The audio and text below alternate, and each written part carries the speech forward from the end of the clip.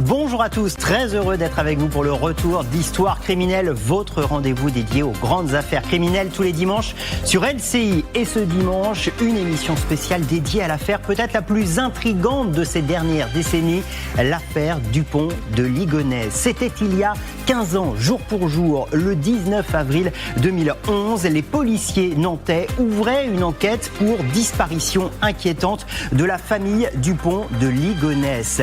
Ils vont chercher cette famille, ils ne trouvent rien, il faudra 48 heures pour qu'ils pénètrent à l'intérieur du 55 boulevard Robert Schuman, derrière les murs de cette maison de l'horreur, pour y découvrir, ensevelis sous ces dalles de béton, les corps d'Agnès, la mère de famille, et des 4 enfants. Mais il y a un absent, le père de famille. Xavier Dupont de Ligonnès n'est pas là, est-il en fuite, en cavale, s'est-il suicidé un peu plus loin? C'est l'énigme publique numéro 1 qui perdure encore aujourd'hui. Alors ce dimanche, nous allons vous livrer les toutes dernières informations, les tout derniers éclairages sur cette affaire. Nous recevrons notamment Gilles Gallou, l'un des premiers policiers qui a travaillé sur ce dossier. Il revient tout juste des États-Unis où il a cherché la trace de Xavier Dupont de Ligonnès et il revient avec un appel à témoins. Il va vous expliquer tout cela dans un instant. Nous recevrons également l'avocat de la famille Dupont de Ligonnès, maître Goldenstein. Il nous dira ce qu'attend aujourd'hui la famille de Dupont de Ligonnès. Enfin, nous essaierons de percer ce mystère avec Daniel Zaguri,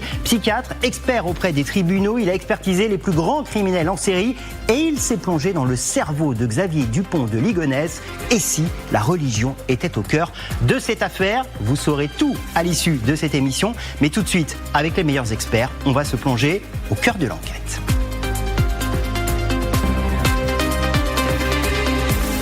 Et nos meilleurs experts de ce dimanche pour tout savoir de l'affaire Xavier Dupont de Ligonnès. Pour savoir ce qui se cache derrière le visage de Xavier Dupont de Ligonnès, cet homme qui interroge tout le monde. Cet homme-là, que d'ailleurs beaucoup de gens croient avoir aperçu un jour ou l'autre, plus de 1800 signalements, eh bien on va reprendre l'enquête dans les moindres détails avec nos invités. Plana Radenovic, bonjour. Vous êtes journaliste police-justice à RTL, vous êtes aussi directrice de collection Polar du réel chez Michelon. Merci beaucoup d'être avec nous, vous connaissez parfaitement cette affaire. Avec nous également Alain Bauer, bonjour, professeur de criminologie au CNAM, ravi de vous retrouver. Vous êtes l'auteur, c'est votre dernier livre, Une autre histoire du crime chez First. Merci d'être avec nous. Et puis plaisir de retrouver Guillaume Faure. Plaisir partagé, Philippe. Guillaume, consultant politique, TF1 LC et auteur d'un podcast sur l'affaire Dupont de Ligonnès, Intérieur Crime, qui cartonne et qu'on peut toujours aller écouter évidemment sur toutes les bonnes plateformes. C'est le plus écouté, plus regardé. Un carton absolu, mais c'est normal parce que cette affaire, et on va en parler pendant 1 heure, elle nous fascine tous et vous allez voir que 15 ans après, elle avance petit à petit, il y a des éclairages différents. D'abord, on va se replonger, on va partir de ces dates. On est le 19 avril, c'était il y a 15 ans, jour pour jour, 19 avril 2011. Il y avait donc une enquête qui était ouverte pour disparition inquiétante. D'abord, Plana, pourquoi des policiers ouvrent ce 19 avril une enquête pour disparition inquiétante? Oui, il faut savoir que le 19 avril, ça fait déjà plusieurs jours qu'on n'a aucune nouvelle de la famille Dupont de Ligonnès. Ça fait déjà 2 semaines, plus de 2 semaines. Donc pourquoi ils ouvrent à cet instant-là? Parce que quelques jours avant, donc le 10 avril, des lettres ont été envoyées par Xavier Dupont de Ligonnès aux écoles des enfants, d'une part, au travail d'Agnès et d'autre part à 9 membres de la famille de Xavier Dupont de Ligonnès pour dire des choses différentes. Alors à la sphère collègue de travail, école, on dit que toute la famille est partie en Australie, une mutation professionnelle, et à la famille, on sert une version bien plus abracadabrantesque, on va dire, qui est que en fait la famille Dupont de Ligonnès aurait dû partir pour aller aux États-Unis, mais sous couverture pour participer à une mission secrète. Enfin, donc c'est une version qui évidemment inquiète tout le monde. Et par ailleurs, il y a un voisin aussi qui avait signalé quelques jours auparavant, donc mi-avril, s'inquiétait parce que la maison avait l'air inhabitée. La voiture d'Agnès ne bougeait pas. Voilà, les volets restaient clos. Enfin, c'était inquiétant. Alors, c'est comme ça que ça va démarrer. Vous évoquez évidemment l'école, notamment qui reçoit donc cette lettre de Xavier Dupont de Ligonnès qui dit on part, on est muté en Australie. Écoutez le directeur de l'établissement où était scolarisé une partie des enfants de Xavier Dupont de Ligonnès. J'ai reçu un courrier il y a une dizaine de jours de la part du mari m'informant qu'il était muté par son employeur de façon urgente en Australie et que donc il retirait ses enfants de l'établissement. Tout était donc très organisé, il y avait une justification pour tout, pour les uns c'était l'Australie, pour l'autre les États-Unis. Alain, un criminel présumé innocent, qui disparaît, mais qui laisse plein d'écrits comme ça. Ces écrits, ces lettres de Xavier Dupont de Ligonnès, quelle importance elles ont dans ce dossier ? Alors d'abord, comme vous le dites, on ne l'a pas retrouvé, il est donc supposément vivant et supposément innocent, à défaut d'avoir une procédure qui va jusqu'au bout. D'ailleurs, je précise que pour l'instant, il n'y a pas de procédure particulière le concernant, ni de constatation de son décès, ni de début d'inscription d'un futur procès par contumace. Il y a une sorte d'immense doute. Et c'est un homme qui avait fait des alibis dans ses lettres, entre guillemets. Oui, mais en même temps, il crée de la fumée, puisque c'est pas le même alibi.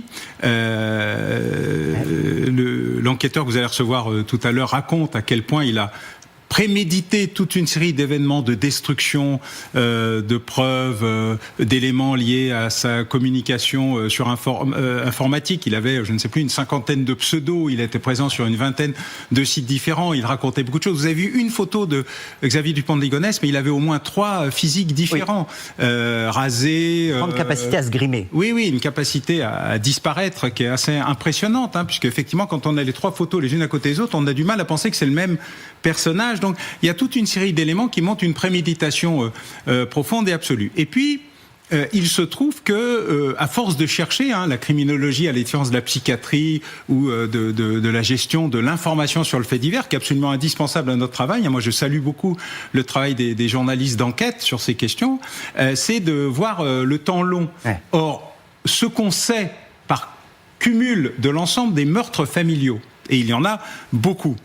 Mais si on sort de le mari tue la femme tue le mari, qui est grosso modo l'ordinaire de la partie fait divers, sans vouloir sous-estimer cette réalité, le meurtre familial global, où quelqu'un tue le reste de la famille. Et souvent d'ailleurs, les animaux domestiques, il y avait aussi des chiens qui eux-mêmes sont tués et enterrés au même endroit, c'est que l'auteur tente de se suicider sur place ou à proximité. S'il se rate, il reste prostré sur place ou à proximité.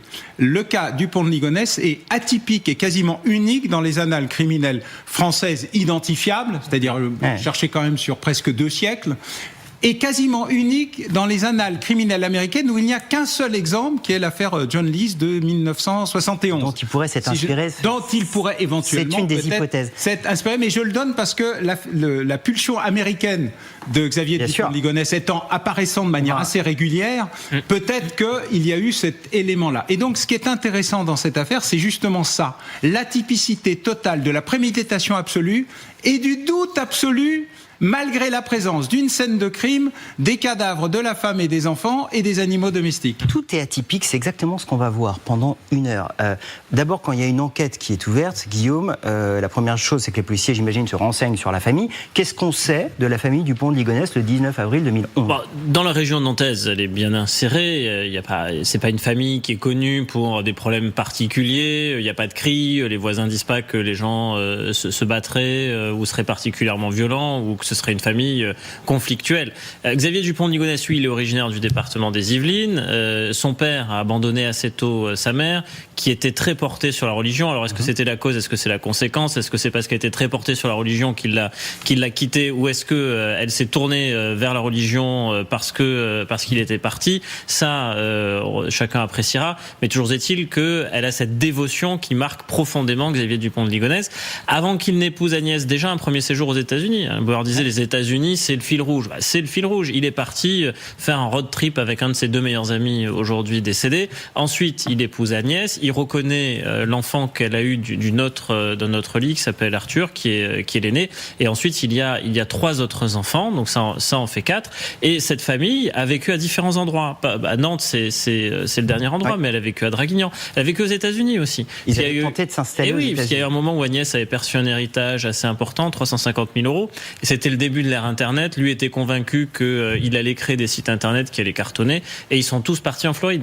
Et donc, les États-Unis, c'est vrai que c'est un fil rouge. Mais sinon, pour vous répondre, c'est une famille sans histoire en particulier, mais qui est quand même un petit peu atypique quand on commence à gratter, à chercher. Et le très atypique, c'est évidemment, une fois qu'on a une famille sans problème particulier, on a ces lettres un peu curieuses quand même, avec des versions différentes. Et puis, le 21 avril, les policiers qui vont retourner pour la 3e fois dans cette maison, qui vont la fouiller, une policière qui voit un bout de gamelle du chien qui dépasse de la dalle en béton sous la terrasse.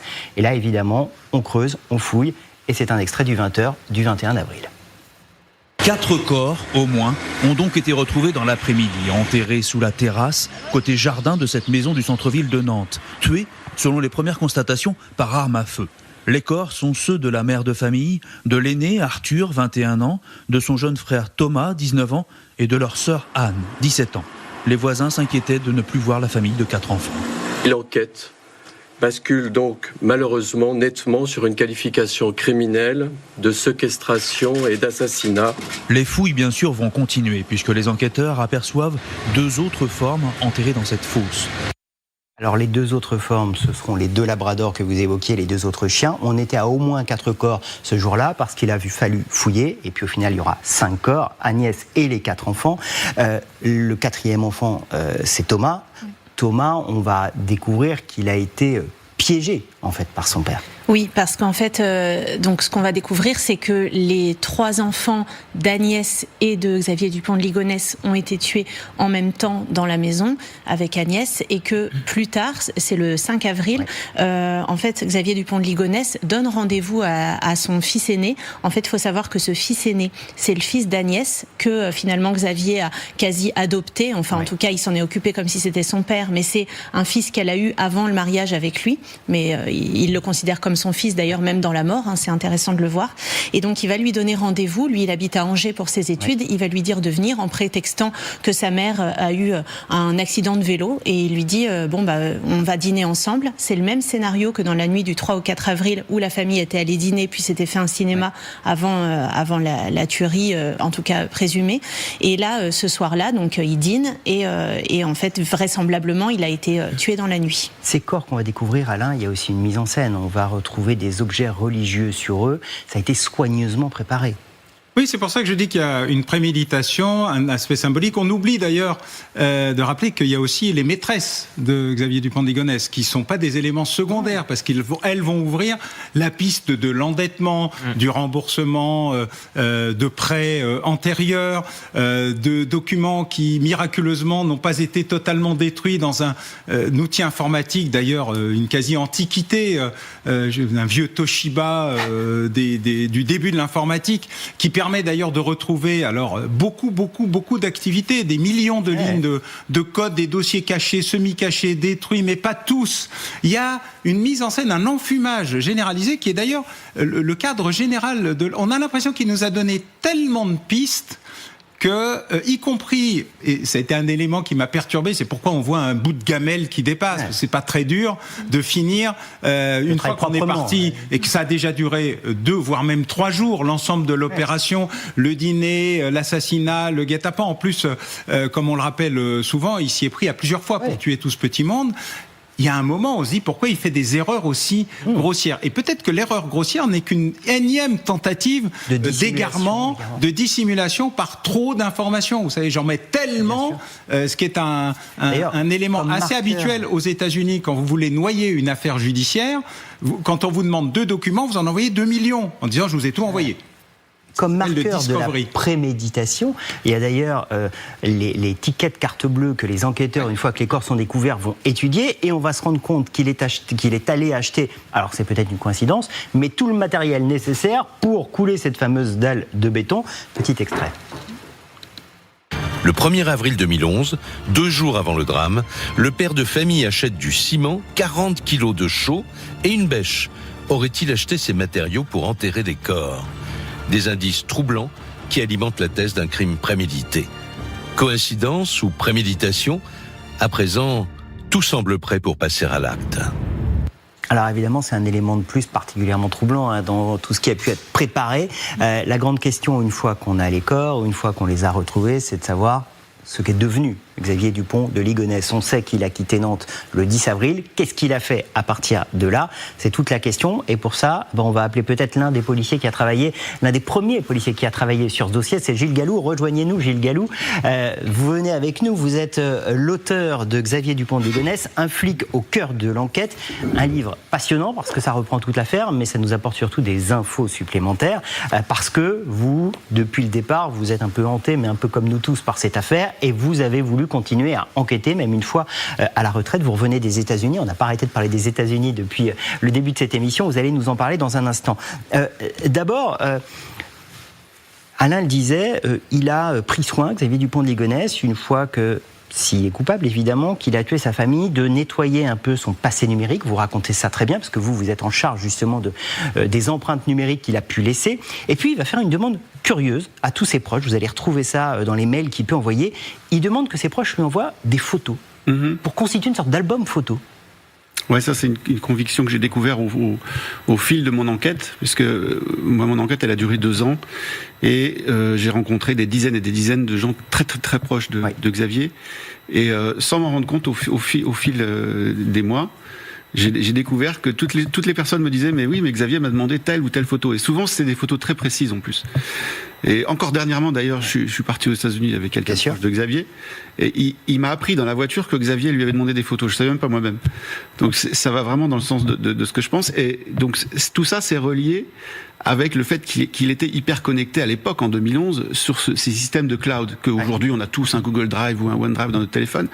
Mais à l'époque, c'était pas du tout commun de cacher ces données dans des serveurs online. Évidemment, c'est un premier indice qui laisse à penser, et c'est peut-être votre conviction, qu'il ne s'est pas suicidé, en tout cas pas à courte échéance après avoir tué sa famille, parce que si on se fait un album de famille pour garder des souvenirs, on se dit que c'est pas pour ensuite aller se suicider. Bon, c'est un peu curieux. Et puis il y a un autre élément clé qui vous conduit à penser qu'il est vivant, ou en tout cas qu'il ne s'est pas suicidé immédiatement après, c'est la fameuse lettre qu'il va envoyer à son meilleur ami, Michel Rétif. On va regarder un petit extrait de cette lettre et vous allez nous en parler parce qu'elle est évidemment cruciale. C'est un document que vous nous révélez. Voilà ce qu'il écrit dans cette lettre.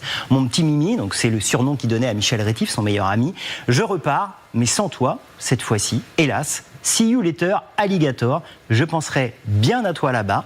Pas le droit de te dire où, mais tu y es passé avec moi en novembre 90. Indice à creuser, lol. Tout est dit.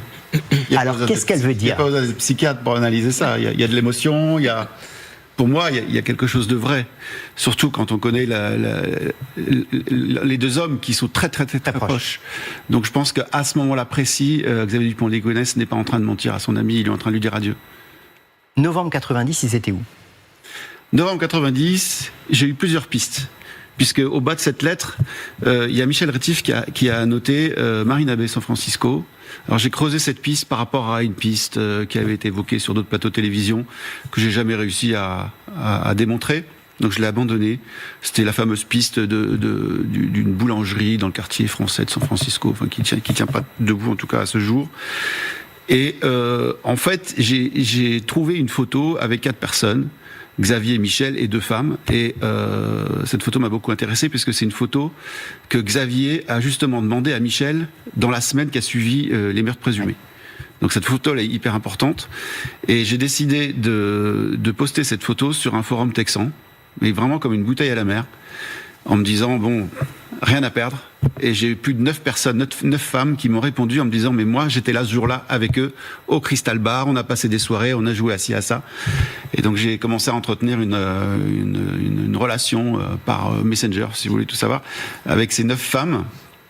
Et puis de fil en aiguille, une a commencé à lâcher un prénom, une deuxième, et puis une autre femme qui est au nord des États-Unis, complètement pas en contact avec elle, m'a lâché le même nom, donc qui est cette femme que j'appelle Laura dans mon livre. Et donc ça, elle me disait toutes, si tu veux savoir quelque chose à propos de Xavier, c'est à Laura qu'il faut demander. C'est donc le Texas. C'est là où vous allez vous rendre et vous allez nous raconter ce que vous avez pu trouver, ce que vous avez pu voir. On va voir qu'il y a eu un appel à témoins qui a été lancé par le shérif du comté de Brewster dans un instant. Je voudrais juste qu'on reprenne un petit peu le fil aussi, parce qu'on a dit qu'il quittait le 10 avril Nantes. On a son parcours assez précis. On peut faire une carte des endroits où il est passé. Il a quitté Nantes, il est passé par Angers, il est passé par La Rochelle, il est passé par Toulouse, il est passé par Avignon, La Seine-sur-Mer, et il finit à Roquebrune-sur-Argence. On va évidemment y revenir. À côté d'Avignon, il va d'ailleurs loger dans un très bel hôtel. Un hôtel spa très sympathique où on prend soin de soi. Ça peut sembler quand même assez curieux si on est en cavale et qu'on vient de tuer sa famille. Écoutez ce que disait, c'est assez amusant, la réceptionniste de cet hôtel qui l'a donc accueilli le 12 avril. Est-ce que vous vous souvenez du jour où Monsieur Dupont de Ligonnès est venu dans votre établissement ? Oui, on s'en souvient effectivement. Il est arrivé, donc c'était le mardi 12 avril, sans réserver. Et il nous a demandé une chambre. Il nous a dit qu'il faisait partie d'une société, qu'il était en affaires dans la région. Donc c'était la dernière chambre. Donc on lui a réservé. Il a souhaité dîner. Donc, après, il a été accompagné dans sa chambre. Normalement, comme tous les clients, il a rempli une petite fiche. C'est vrai qu'il l'a remplie avec ses 2 prénoms. Il n'a pas donné son nom de famille, vous voyez. Il s'est présenté sous quel nom ? Xavier Laurent. Le nom de... Voilà, c'est avec ses 2 prénoms, en fait. Il a donné son adresse à Nantes. Mais voilà, après tout s'est passé normalement. C'est assez incroyable, cette archive Plana. On a du mal à comprendre comment, s'il a tué toute sa famille, il va s'offrir une nuit dans un hôtel de luxe pour prendre du plaisir. Oui, puis alors, oui, c'est complètement incroyable. Les psychiatres, notamment Daniel Zaguri, que vous allez recevoir, parlent de suicide altruiste. Donc ça veut dire ne pas vouloir abandonner sa famille, même dans la mort. Donc on la tue et on se suicide soi-même. Ouais. On voit plusieurs crimes comme ça. Donc là déjà... Donc là, entre les deux, il prend du plaisir. Et entre les deux, il va dans un hôtel de luxe où il paye, je crois que c'était 219 €. Enfin, en tout cas, c'était plus de 200 €, qui n'est pas du tout son budget. D'ailleurs, après, il ira dans des Formule 1.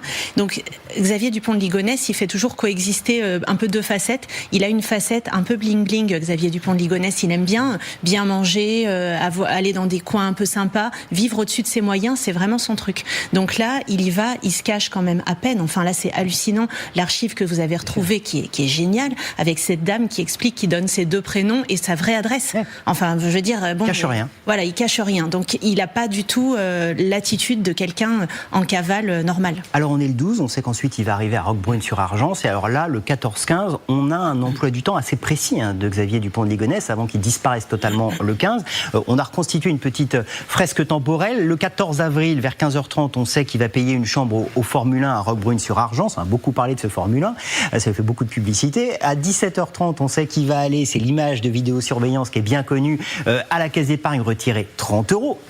Il voit qu'il est filmé, c'est toujours la même histoire quand même. Le 15 avril à 8h, on a une caméra de vidéosurveillance dans l'hôtel où on voit qu'il se prend un café.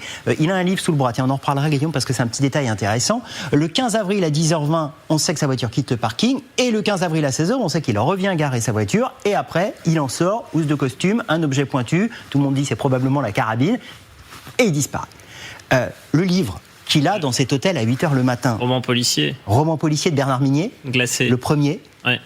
Après, il aimait les polars, mais ça consolide un peu la théorie des petits cailloux. C'est-à-dire, je laisse des petites traces, je retire de l'argent, mais seulement 30 €. Je sais que je suis filmé, c'est une des dernières images que je laisse. Voici un roman policier. Enfin, il y a cela, et puis il y a une trajectoire qui est assez peu cohérente si vous pensez que c'est quelqu'un qui va prendre la fuite. C'est-à-dire, pourquoi un tel itinéraire ? Vous avez diffusé la carte tout à l'heure, Philippe. On voyait qu'il de Nantes, il va à Angers, puis ensuite il redescend sur La Rochelle, puis Toulouse. Enfin, si vous voulez passer une frontière, pourquoi faire un tour de France avec cet itinéraire-là ? Et puis ça se termine dans une région qu'il connaît quand même un petit peu. Il a vécu à Draguignan. Donc la région des Alpes-Maritimes, du Var, c'est pas une région qui lui est totalement inconnue. Maintenant, voilà, 2 hypothèses. Est-ce qu'il est parti ? Est-ce qu'il est resté là ? Et d'ailleurs, ça va nous ramener. Pourquoi le Sud ? Peut-être puisqu'il y avait un aéroport qu'il connaissait et qui lui a permis de partir. Vous allez nous expliquer ça dans un instant. Mais peut-être, Alain, sur la théorie des petits cailloux. Mais c'est vrai qu'on a le sentiment qu'il au Formule 1, baisse de qualité, mais par contre, il change de nom. Il n'est plus Xavier Laurent, il est Xavier Dupont. C'est une provocation. Et en fait, je crois qu'il attend qu'on découvre les corps, parce qu'il y a un moment, il doit se dire encore un jour. J'ai envoyé toutes les lettres possibles et imaginables. Tout le monde doit être en train de chercher pourquoi on n'est pas encore là-dedans. Ou il se dit, toute puissance. J'ai une avance considérable sur les enquêteurs. D'ailleurs, c'est bon. Il le sait puisqu'il demande la télévision. Il est resté plusieurs jours dans la maison après. Voilà. Et même il fait vivre post-mortem ses enfants, puisque quand il recevait des messages, il répondait lui-même aux messages que ses enfants avaient reçus. Enfin, il aurait répondu lui-même sur leur téléphone, avec un style qui se voulait plutôt jeune ou plutôt adolescent. Alors, est-ce qu'il était en train de gagner du temps pour organiser son départ et vers où ? Vous, c'est l'une des hypothèses que vous creusez, le fait qu'il soit allé à Nice, prendre un avion, le DL83, je parle sous le contrôle, un avion qui est coaffrété avec Air France, et qui fait Nice-New York. On sait les États-Unis, on en a beaucoup parlé, évidemment que ça lui tient à cœur. et il aurait pu prendre ce vol. Vous, c'est l'hypothèse que vous creusez. Voilà, le mot est bien choisi, c'est hypothèse, parce qu'il y en a d'autres. Bien sûr. Il y a aussi celle des camping-cars, j'affirme rien, c'est une des hypothèses. Est-ce qu'elle a été vérifiée en 2011 ? Je suis pas sûr. C'est-à-dire la question aujourd'hui, 15 ans après, est-ce que nous avons la liste des passagers de ce vol Delta Airlines en direction de New York, alors que vous avez un homme qui tue toute sa famille, qui écrit dans la plupart des courriers « Je pars aux États-Unis », à 60 km de Rebougne-sur-Argence, donc un aéroport, avec un vol qui part vers New York, et c'est pas n'importe quel vol, c'est un vol que Xavier et Michel avaient l'habitude de prendre dans les années 90. Donc c'est pas une simple coïncidence. Et vous avez pu avoir des témoignages de gens qui disent l'avoir vu entre le 15 et les jours suivants, le moment où il aurait pu prendre ce fameux avion. C'est ça qui est absolument passionnant pour moi, en tant que policier retraité, de reprendre l'enquête et de trouver des nouveaux témoins qui n'ont jamais été trouvés. Donc, une agence de location de voitures, voilà. Quelqu'un dans une pizzeria où il aurait mangé. Je pense que n'importe quel journaliste peut prendre sa voiture, aller sur place et refaire le même parcours que moi et retrouver les mêmes témoins, mais peut-être plus. Puisque finalement, moi j'ai passé 4 ou 5 séjours à Roquebrune, mais peut-être que si j'y retourne, je vais retrouver encore d'autres. Donc pour moi, ces témoignages sont cruciaux, puisque ça change la donne. Bien sûr. On n'est plus sur l'hypothèse d'un homme qui part se suicider en sortant du parking de Rebougne-sur-Argence. On est sur l'hypothèse d'un homme qui est toujours vivant dans la semaine qui suit jusqu'au 21. Jusqu'au 21. C'est là où il prendrait... Qu'est-ce qu'il faisait là ? Je ne sais pas. J'ai pas la réponse à toutes les questions. L'hypothèse américaine, on en parle en fil rouge depuis le départ, ça a été votre première réponse. Plana, les États-Unis, il adorait ça, il y est allé plus 6 ou 7 fois, il a essayé de s'y installer, c'est son pays de rêve. Oui, et il faut savoir que Xavier Dupont de Ligonnès, dès qu'il revient chez lui, son espace un peu sécure, on va dire, c'est sa cave où il écoute de la country. Donc en plus, c'est quelqu'un dont la culture américaine, c'est vraiment important pour lui. Et en effet, c'est vraiment son rêve. Il faut savoir que c'est aussi la partie de sa culture qui colle avec celle de son père. Et son père meurt très peu de temps avant les drames. Ouais. Donc peut-être que aussi cette envie d'aller aux États-Unis et tout peut aussi découler de cette mort du père, le père qui lui a aussi donné le goût de cette culture américaine. Alors on se pose tous une question, c'est s'il est parti aux États-Unis, comment il peut être aux États-Unis passé inaperçu. Vous êtes allé dans ce coin où il était dans les années 90, on est donc dans le comté de Brewster, on est dans le Texas. Regardez à quoi ça ressemble. Où est-ce qu'il pourrait peut-être vivre ou s'être caché ? Alors les images, elles sont assez étonnantes. On voit que ce sont des plaines totalement désertiques. Il y a des endroits visiblement où on peut même vivre sans électricité, on vit de façon extrêmement cachée, extrêmement reclus. Et puis vous avez rencontré Gilles Gallou, le shérif du comté de Brewster, et il a eu un témoignage, ce shérif, une femme qui dit en 2020, moi j'ai vu quelqu'un avec un accent français, avec un labrador noir, on sait qu'il aimait les labradors, et du coup, le shérif du comté de Brewster a lancé un appel à témoins, écoutez-le. On a reçu l'appel d'une femme. C'est une touriste, elle n'est pas du coin. Elle dit avoir parlé avec un homme à l'accent français qui portait des lunettes de soleil et qui avait un chien. Ça s'est passé en 2020. Gilles Gallou, évidemment, il faut être prudent, c'est un témoignage, quelqu'un en 2020, mais vous, de ce voyage aux États-Unis, de cette rencontre avec le shérif, de cette dame qui dit « j'ai vu quelqu'un avec un accent français », vous en ressortez avec quelle conviction aujourd'hui ? Ma conviction, c'est que on dit sur tous les plateaux de télévision que c'est une affaire où il y a plus de 1800 témoignages, et je pense que justement ce témoignage du Labrador, dit du Labrador, qui va devenir probablement un fil rouge aujourd'hui, il est à ajouter à la liste de ces 1800. Pas comme les 4 dont vous avez parlé tout à l'heure, qui je pense que ça ferait plutôt 1800 plus 4. Voilà ce que je vous répondrai. Donc il est important, Alain. Je pensais qu'il allait arriver avec le Labrador. Parce que moi, je pensais qu'il allait arriver avec Xavier Dupont de Ligonnès. Bon, on a dit l'un et l'autre, mais quand même. Je pense qu'il y a aussi, dans l'histoire, si je me rappelle bien, dans le dossier, il y a une certaine Mindy qui réapparaît aussi parmi les... Une relation première fois plus que relation, parce que c'est un des rares prénoms qui apparaît dans l'aventure américaine. J'aurai bientôt de tes nouvelles. C'est ce qu'il dit à Michel. Oui, c'est pour ça. J'aurai bientôt de ces nouvelles. Voilà. Et ça, c'est intéressant parce que, donc, alors là, on n'est pas dans... je vais disparaître, c'est la fin, message à son ami, mais en même temps, il y a, je vais avoir de ses nouvelles. Alors, soit elle-même est décédée, ce qu'on ne sait pas. Non, je parle avec elle. Voilà, donc soit elle est vivante, et donc l'idée qu'il aille la rejoindre est une indication exactement inverse au message qu'il...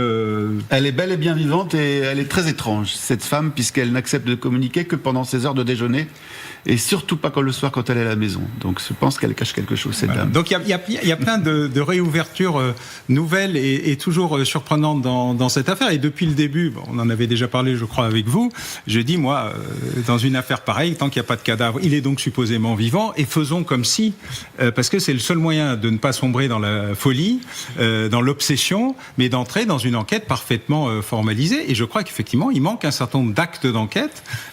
Alors en plus, c'est pas très compliqué. Pour les États-Unis, il faut non seulement être avoir un passeport valide, un ESTA, c'est-à-dire un visa électronique, qui n'est pas si simple à obtenir. Pas plus en 2011 parce que depuis les attentats de 2001, c'est très resserré, donc on rentre pas aux États-Unis comme on veut, en tout cas en avion. C'est plus facile par la frontière terrestre, on va dire, mais c'est pas le cas. Enfin, cette hypothèse-là n'est pas celle qui est retenue, et on peut apparaître donc à 2 endroits différents. Non seulement dans l'ESTA électronique, il faut demander plusieurs jours, voire plusieurs semaines avant, parce que l'époque est un peu compliquée, et sur le manifeste de l'avion. Donc ce sont des éléments qui s'appellent Xavier Dupont ou qu'il ait des faux papiers. Pour qu'il ait des faux papiers qui fonctionnent, il faut qu'ils soient sur le format électronique. C'est pas du tout la même chose que le bon vieux faux passeport des années 50. Donc je crois qu'il y a plein d'éléments qui iraient plutôt dans le sens des hypothèses de l'excellent ouvrage de Gilles. Merci. Et qu'il faut aller chercher. C'est le moment de l'enquête. C'est quand une enquête n'est pas finie, il faut donc la reprendre. Gilles Gallou, chez Max Minot, flic au cœur de l'affaire. Merci beaucoup. Merci Alain Boer d'être venu. Merci Guillaume. Merci Plana, c'était passionnant. Vous restez avec nous parce qu'on va essayer évidemment de continuer à y voir clair. On voit bien que c'est pas si simple cette affaire du pont de Ligonnès. Alors pour tenter d'avoir une réponse, il faut peut-être se plonger sur le parcours de vie de Xavier Dupont de Ligonnès. Qui était Xavier Dupont de Ligonnès ? Dans un instant, on va recevoir 2 personnes qui vont avoir 2 regards différents. L'avocat de la famille Dupont de Ligonnès, il va nous raconter comment sa famille le perçoit, comment sa famille le voit. Et puis on va recevoir Daniel Zaguri, expert psychiatre qui a expertisé les plus grands criminels en série de France et qui s'est plongé dans le cerveau de Xavier Dupont de Ligonnès. Mais pour vous donner peut-être une idée de cette personnalité de Xavier Dupont de Ligonnès, il faut remonter au 3 avril, 22h37. Il vient de dîner avec toute sa famille. Ils sont allés au restaurant, au Charolais. Ils ont bien mangé après le cinéma. Il va rentrer chez lui. Potentiellement, les heures qui suivent, il tue sa famille. Et entre les deux, il va laisser un message à sa sœur sur son répondeur. Message particulièrement enjoué. On était à Pinoche en famille et au restaurant ensuite dimanche soir et on rentre juste. Donc je t'ai envoyé un petit truc pour te demander si c'était trop tard pour le téléphone et puis là je vois que t'es sur ton répondeur. Voilà, je t'embrasse. Si c'est pas trop tard, tu m'envoies un petit SMS et tout. Je vais coucher les enfants durant ce soir. À tout de suite, peut-être. Ce message, il est fascinant. Est-ce qu'on peut laisser un tel message en sachant qu'on va, dans les prochaines minutes, tuer toute sa famille ? C'est évidemment toute la question. Pour ça, on va essayer d'éclairer la psychologie, le parcours de Xavier Dupont de Ligonnès avec maître Stéphane Goldenstein. Bonjour, merci beaucoup d'être avec nous. Vous êtes l'avocat de la famille de Xavier Dupont de Ligonnès. Vous défendez notamment sa sœur, on le sait, qui avait écrit un ouvrage pour donner sa version des choses, pointer les failles, selon elle, qui résident dans cette enquête. Vous allez nous en parler. Merci d'être avec nous. Et puis Daniel Zaguri, merci beaucoup d'être avec nous. On vous connaît évidemment, vous êtes le psychiatre de référence, vous avez expertisé les plus grands criminels en série et vous avez décidé de réaliser une enquête psychique. C'est l'énigme publique numéro 1. Le titre de votre livre, c'est publié au Seuil. Et vous avez essayé de comprendre de façon très fouillée. Vous avez rencontré ses proches, vous avez tout lu, vous avez beaucoup travaillé et vous avez essayé de comprendre le mécanisme, la pensée de Xavier Dupont de Ligonnès. Ça va être très précieux. Puisqu'on vient d'entendre ce message de répondeur, d'abord, Daniel Zaguri, c'est évidemment très troublant. Comment peut-on laisser un message si enjoué, si joyeux à sa sœur en se disant que dans les heures qui suivent, on va tuer toute sa famille? Ça, c'est la marque de fabrique de Xavier Dupont de Ligonnès. C'est sidérant. Effectivement, et il n'y a pas d'autre réaction possible. Comme c'est sidérant de voir qu'il, par exemple, après avoir déménagé le studio de son fils et après l'avoir très probablement tué. Et il croise un autre étudiant, il lui dit c'est terrible ce qu'il faut faire pour ses enfants. Comme c'est sidérant de voir que quand il va dans cet hôtel 5 étoiles, il fait du gringue à la patronne et il se tape, si je puis dire, un bon repas arrosé.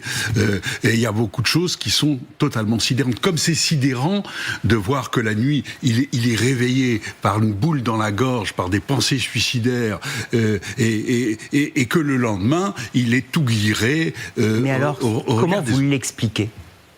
Comment vous l'expliquez ? Alors, d'abord, on le constate. Oui. On le constate, et c'est pas simplement moi qui le constate, c'est tous les témoins. Et c'est très important parce que toutes les hypothèses qui sont construites aujourd'hui sur sa survie reposent là-dessus. C'est-à-dire qu'on prend pour argent comptant une partie seulement de sa personnalité, mais pas l'ensemble de sa personnalité et pas l'ensemble du fil conducteur de son existence. Alors, une des clés, me semble-t-il, qui est importante dans son histoire, c'est qu'il est le fils d'un couple totalement improbable.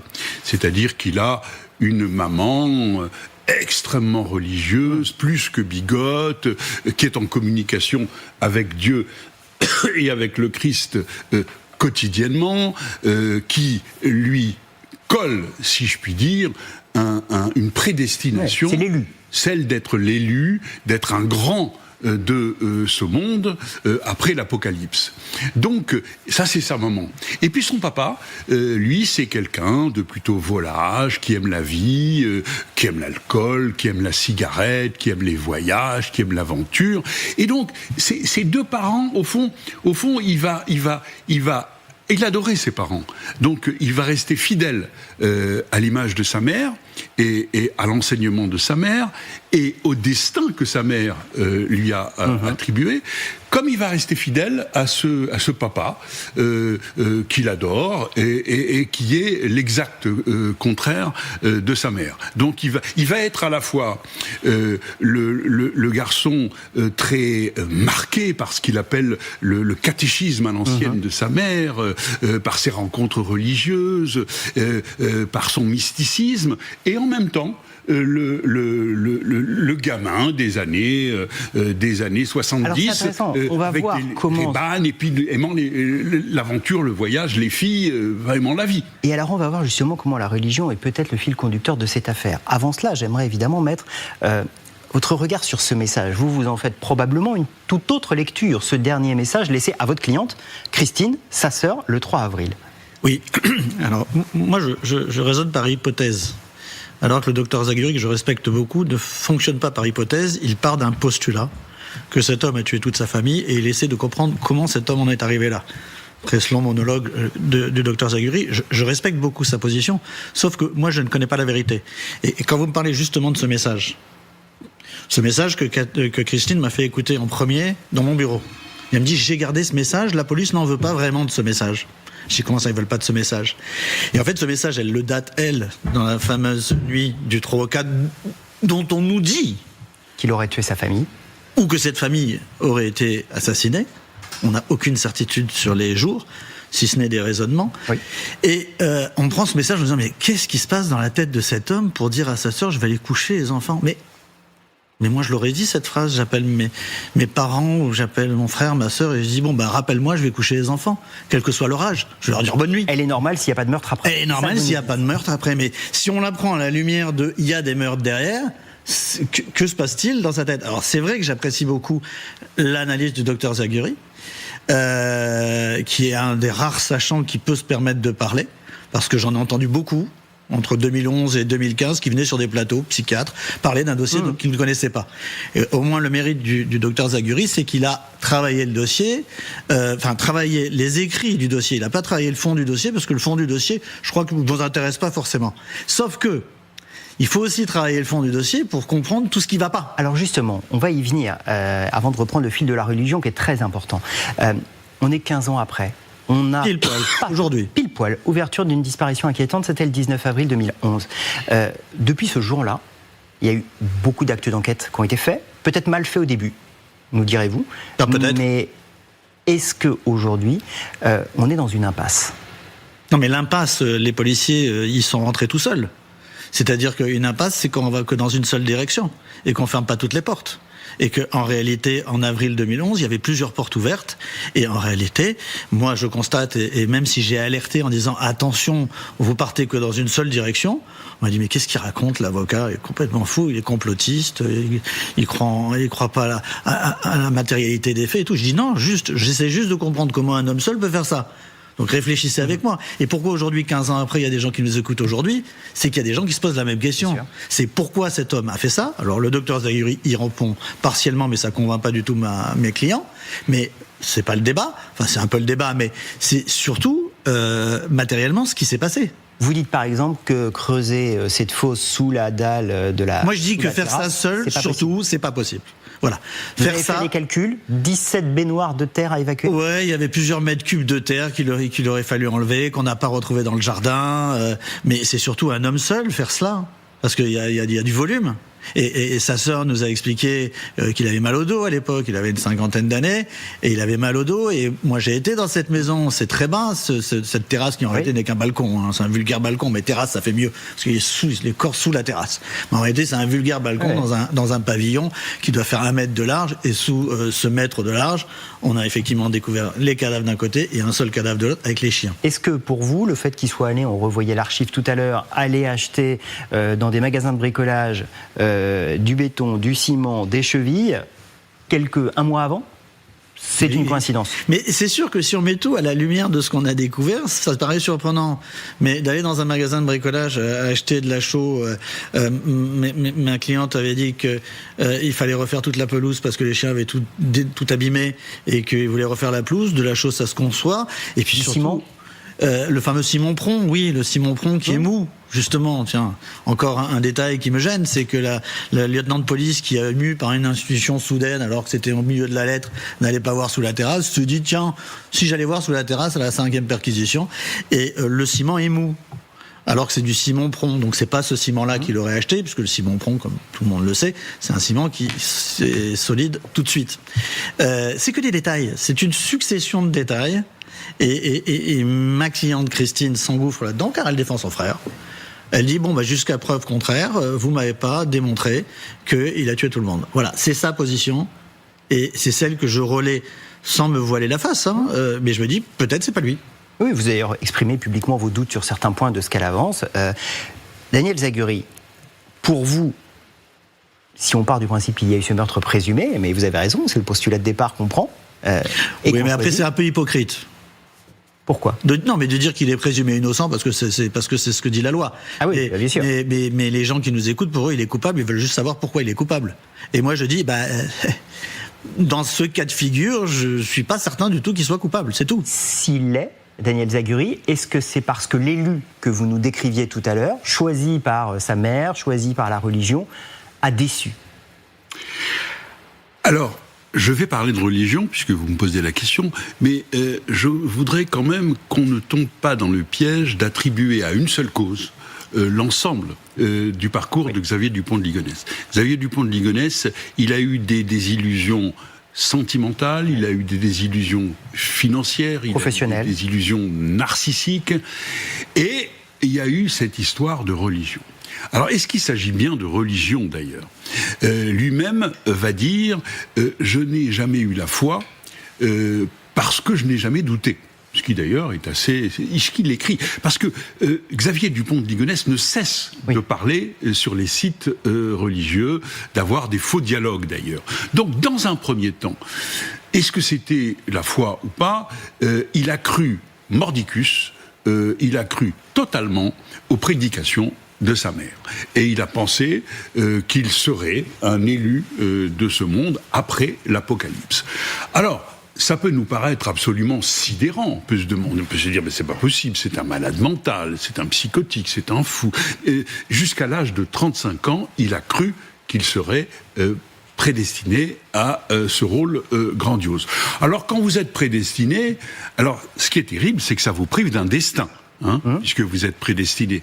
Mais quand vous êtes prédestiné à être ce personnage extraordinaire, à quoi bon faire des études, à quoi bon faire un certain nombre de choses, à quoi bon un certain nombre d'efforts, etc. Donc, et le jour de cette fameuse apocalypse prévue par sa mère, qui ne se produit pas, c'est l'effondrement.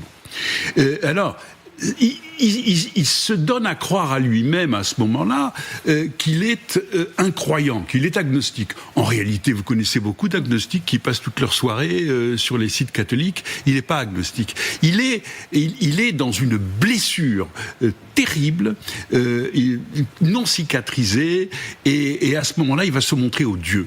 Il va se montrer au Dieu avec sa femme. Il va se montrer au Dieu avec un certain nombre de personnes, il va se montrer au Dieu sur les sites avec les gens avec lesquels il fait semblant de discuter. Et donc la suite logique, c'est de tuer sa famille et de se suicider ? La suite logique, c'est pas ça. La suite logique, c'est que il est le noyau de son identité, c'est ça.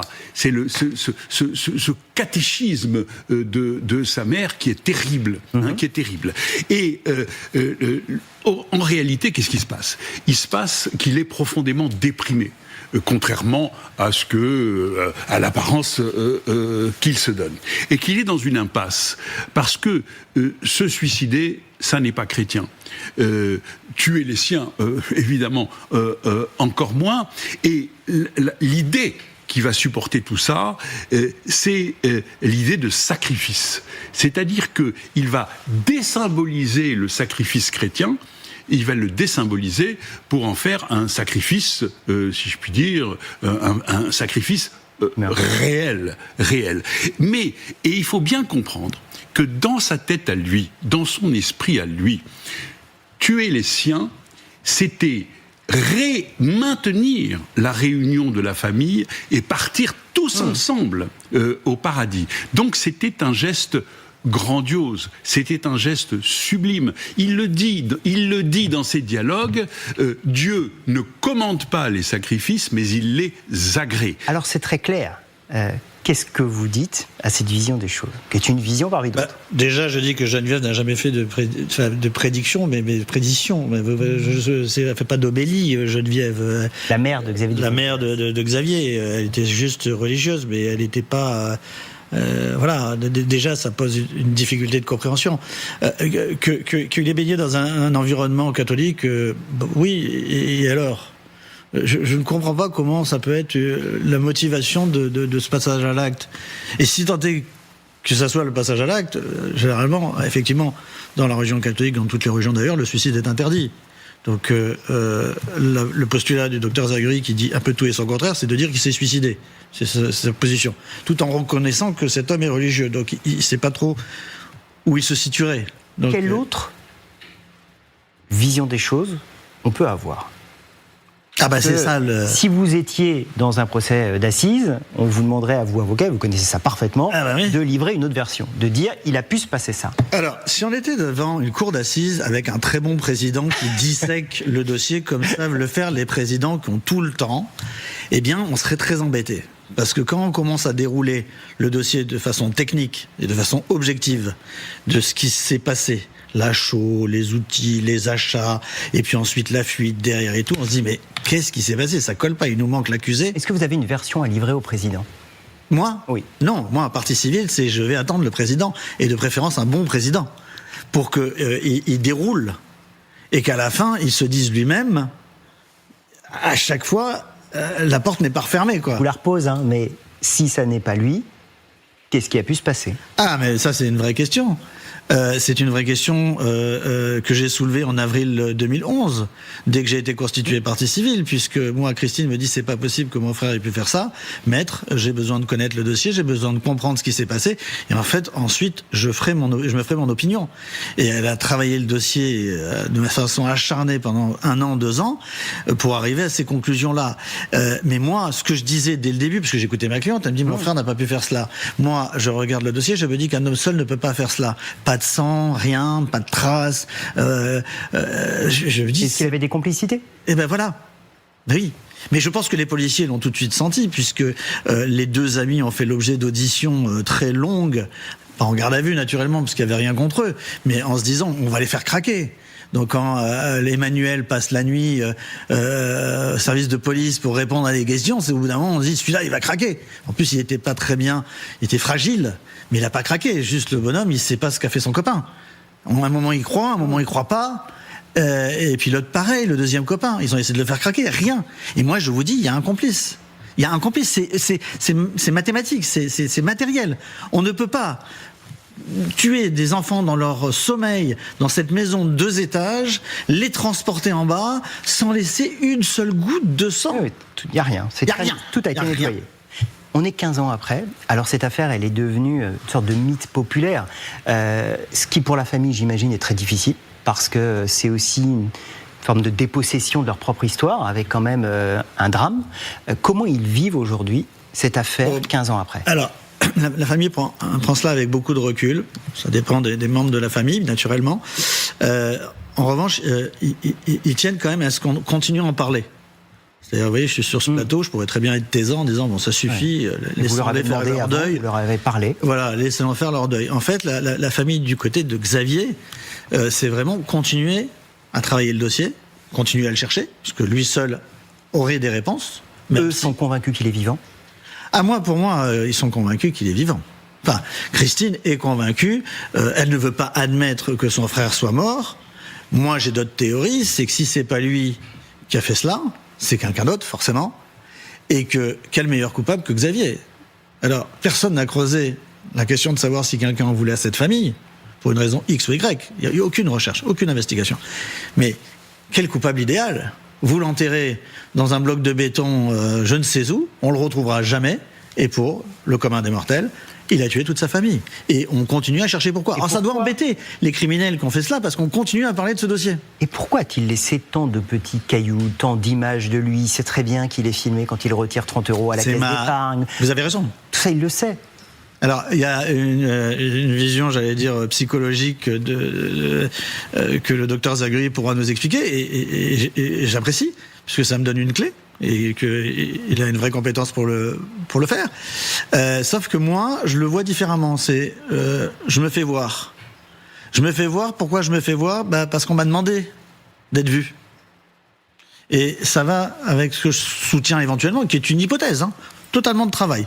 Enfin, qui n'a pas été travaillé, mais si on lui dit on a kidnappé toute ta famille et fais l'idiot à droite à gauche, fais-toi remarquer pour montrer que t'es à droite à gauche, puis le 15 il disparaît, mais il disparaît soit volontairement, soit pas volontairement du tout, et que quelqu'un à ce moment-là l'aurait tué, ça y est, c'est le coupable idéal. Pourquoi laisse-t-il tous ces indices ? Oui.